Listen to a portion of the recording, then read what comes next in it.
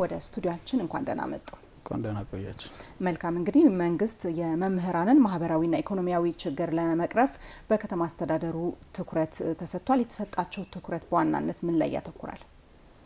እንግዲህ የመምህራን ኢኮኖሚያዊ እንዲሁም ማህበራዊ ችግሮች ለመፍታት እንደ ማህበር መምህራን ከሚያቀርቡት ጥያቄ በመነሳት ከከተማ አስተዳደሩ ጋር በተደጋጋሚ ጊዜ ውይይት ያደረግንባቸው ኢሹዎች አሉ።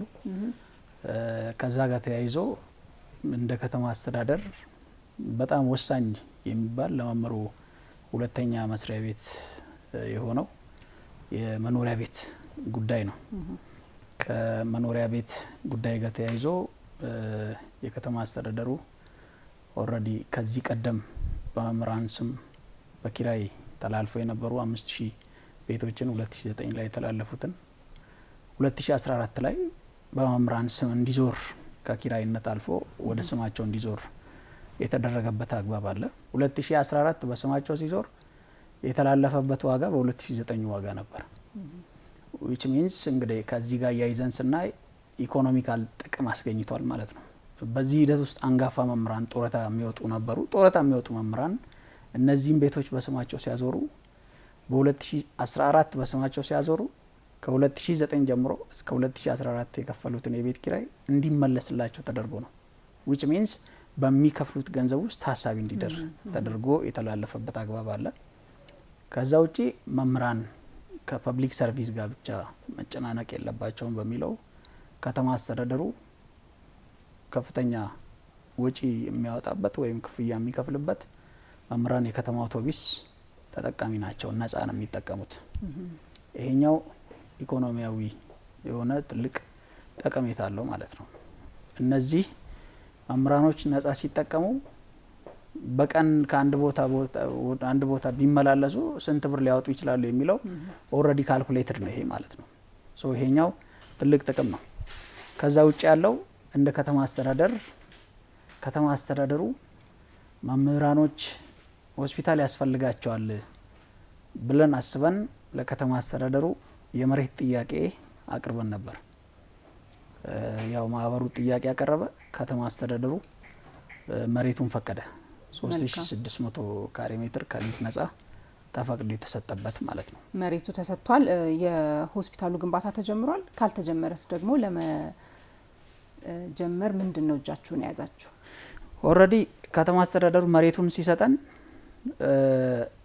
እኛ ስራዎቹን አጠናቀን ወደ ስራ ለመግባት ነው። ዲዛይኖቹን ማምን አጠናቀን ወደ ስራ ልንገባ ነው ባልንበት ሰዓትም ከተማ አስተዳደሩ ስራውን ለማስቀጠል የሚያስችላችሁ በሚል 50 ሚሊዮን ብርም ድጋፍ ተደርጓል። በዚህ አጋጣሚ ማለት ነው የ50 ሚሊዮን ብር ድጋፍ ሲደረግ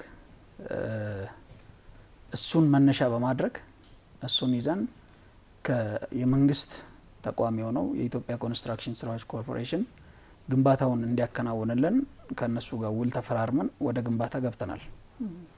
አሁን ባለው ደረጃ ሆስፒታሉ ኦሬዲ ቤዝመንት የማጠናቀቅ ስራ ተሰርቶ ነው ያለው። ነገር ግን ደግሞ 50 ሚሊዮን ስራውን ሊያስጨርስ አይችልም። ከዛ ውጪ ሌላ ፋይናንስ ሶርስ ያስፈልገን ነበር። ይሄ ፋይናንስ ሶርሳችን ስራውን ስንጀምር በመምህር አቅም ብቻ ይገነባል ሳይሆን በትምህርት ዓለም ያለፈ ሁሉ የመምህር ውለታ የሌለበት የለም የሚል አቋም አለን። ወላጆች ለዚህ ጉዳይ ኮንትሪቢዩሽን እያደረጉ ነው ያሉት። ሌሎቹ ከትምህርት ቤት ውጪ ያሉት ባለሀብቶችን ሌሎቹን የማስተባበር ስራዎች ተሰርተው ግንባታው መሄድ አለበት የሚል እምነት አለን። ሆስፒታል ብቻ ሳይሆን ሁለገብ ማዕከል፣ ላይብረሪ በውስጡ ያቀፈ እንዲሁም ደግሞ ሆስፒታሉን በአቅም ሊደግፍ የሚችል በፋይናንስ ሊደግፍ የሚችል መምህራን ነፃ አገልግሎት ስለሆነ እዛ ውስጥ እንዲያገኙ የምንፈልገው። ስለዚህ የሆስፒታሉን ወጪ ሊደግፍ የሚችል የጂ+9 ህንጻም እዛው ላይ ፕላን ያደረግንበት አግባብ ነው ያለው። በመጀመር ደረጃ ሁለቱም ህንጻዎች ተጀምሯል። የሆስፒታሉ እንዲያውም ጥሩ ፕሮግረስ ላይ ነው ያለው። ቤዝመንቱን አጠናቀናል። የሚቀረው የጂ+9 እሱም የመሬት ስራዎች ምድር ላይ ያሉ ስራዎች የተጀመሩበት አግባብ ነው ያለው። ነገር ግን ፋይናንሻሊ በደንብ ስትሮንግ መሆን አለብን። ተጀምሮ መቋረጥ የለበትም። አሁንም በሚል አቋም ሀብት የማሰባሰብ ስራ እየሰራን ያለ ነው። መጠናቀቅ በሚችልበት ስራ ላይ ተግባሩን እናስቀጥላለን። ከተማ አስተዳደሩ በነበረው መድረክ በነበረው ውይይት ዛሬም ይሄ ሆስፒታል እውን እንዲሆን የአዲስ አበባ መምህራን የራሳቸው መታከሚያ ሆስፒታል እንዲኖራቸው ከጎናችሁ ነን የሚል ኮንፊርሜሽን ተሰጥቶናል። ኢትዮጵያዊ የሆነ ሌላውም ዜጋ ለዚህ ሆስፒታል መሳካት ሚናውን እንዲወጣ በዚህ አጋጣሚ ጥሬን አቀርባለሁ። እኛም ሚናችን እየተወጣን ነው የምንሄደው። መልካም እንግዲህ ከሰሞኑ የኢትዮጵያ ንግድ ባንክና የከተማ አስተዳደሩ ወደ 41,000 የሚሆኑ ቤቶችን ለመገንባት ስምምነት አድርገዋልና ይህ ደግሞ በአብዛኛው መምህራንን ምን ያህል ነው ተጠቃሚ የሚያደርገው? ወደ 23,000 የሚሆኑ መምህራን ናቸው ያሉት።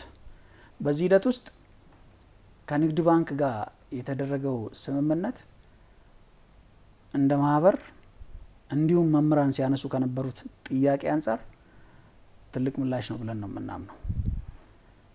ምክንያቱም ከዚህ ቀደም ድርድር ስናደርግ የነበረው ከዚህ ቀደም የመጣበት መንገድ 70-30 የሚል ነበር። ሌላው መንግስት ህዝብ ሲጠቀም የነበረው 70% ቅድሚያ ቁጠባ 30% ከባንክ ብድር ነበር። ቱ ዘ ሪቨርስ ነው እንዲገለበጥ የተደረገው 30-70 በሚለው ማለት ነው ለመንግስት ሰራተኛ አጠቃላይ። ነገር ግን ወደ መምህራን ስናመጣ በጣም ጥያቄ እናቀርብ ነበር። ቢኮዝ 30% መምህራኖቻችን አይችሉም የሚል ጥያቄ ስናቀርብ ነበር። ቢኮዝ ነባራዊ ሁኔታው በደንብ ስለሚያስቀምጥ ማለት ነው። ስንት ብር ያገኛል፣ ስንት ብር ቆጥቦ፣ ስንት ብር ያከማች እንደው ቤት ሊገነባ 30% የሚል ማለት ነው። ሶ በተደረገው ድርድር ቤቶች አስተዳደሩን ባደረገው ድርድር ከተማ አስተዳደሩም ደግሞ ይሄ ቢሆን ብሎ ባስቀመጠው ሐሳብ ንግድ ባንክ ወደ 25% አምጥቷል። በዚህ ውስጥ የማይካተቱ ከ23,000 በአቅም ውስንነት የሚቀሩ ደግሞ ሊኖሩ ይችላሉ። እነዚህ መምህራን ደግሞ ከተማ አስተዳደሩ ሌላ ኦፕሽን አስቀምጠን የሚገነቡ ቤቶችን በኪራይ እንዲጠቀሙበትም የማድረግ ኢሹዎች የተነሱበት አግባብ አለ። ነገር ግን ትልቅ ስኬት ነው ለኛ።